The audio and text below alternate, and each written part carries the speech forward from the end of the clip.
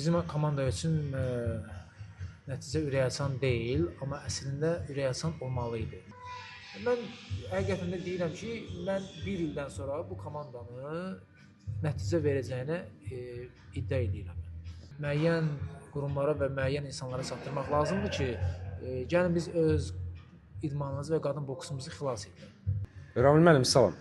Salam. Bu yaxınlarda qadınlar arasında boks dünya çempionatı baş çatıb. Nəticələri necə qiymətləndirirsiniz?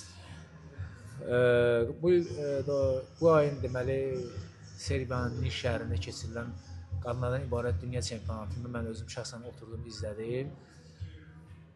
Bizim komanda üçün nəticə ürəkaçan deyil, amma əslində ürəkaçan olmalı idi. Niyə? Çünki biz Azərbaycan milləti olaraq bilirik ki, döyüşən bir millətik.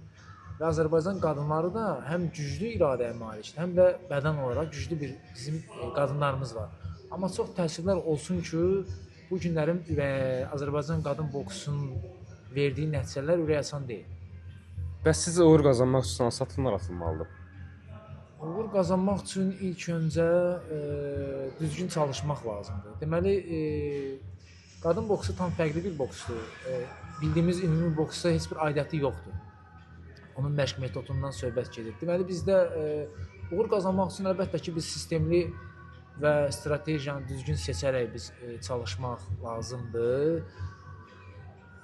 Deməli, bizim məhv olan boksumuz ki var, qadınlardan ibarət komandamız ki, çox pis vəziyyətdədir həqiqətən də. Onu biz elə bir ki, düzəldə bilərik.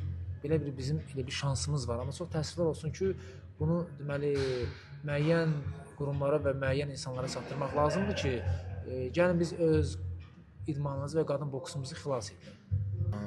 Siz deyirsiniz ki, bir məşqçi olaraq bu vəziyyəti düzəltmək mümkündür. Sizcə siz bu vəziyyətdən bizim komandanı çıxara bilərsinizmi, inkişaf elətdirə bilərsinizmi? Mən əlbəttə çıxarda bilərəm. Deməli, mən hətta bir iddia elə bilərəm ki, mən bu komanda ilə çalışıb bir ildən sonra nəticə verə bilərəm.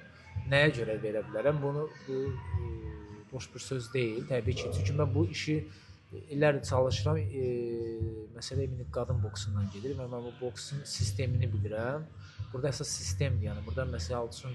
Və bir də bir şey deyim ki, mən müşahidə edəndə gördüm ki, bizim komandada psixoloji vəziyyət çox gərgindir, aşağı səviyyədə. Bu da gətirdi bizim komandamızı və boksçularımızı pis vəziyyətə qoyur. Ona görə ki, deməli psixoloji vəziyyət fiziki güc qədər önəmlidir.